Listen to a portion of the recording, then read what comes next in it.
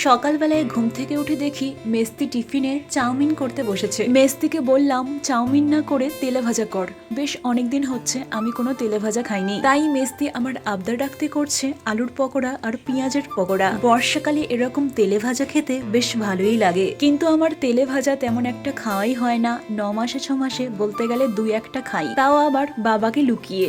বাবা যদি দেখে তেলে ভাজা আমাকে খেতেই দেবে না। মেস্তিদের এই বেল গাছটা বেশ অনেকটাই বড়, এতে প্রচুর পরিমাণে পাকা বেল হয়, যেটাকে আঠা বেল বলে, কিন্তু ওই আঠা বেল খেতে আমার একদমই ভালো লাগে না। এরপর মেস্তির বাড়ি থেকে বেরিয়ে পড়লাম বাড়ি যাওয়ার উদ্দেশ্যে। এখান থেকে আমি অটো করে বাড়ি যাব। মেস্তির বাড়ি থেকে আমাদের বাড়ি খুবই কাছাকাছি, যেতে বলতে গেলে ওই 5 থেকে 10 মিনিট মতো লাগবে। বাড়ি এসে দেখলাম মা তালের ফুরুলি করছে।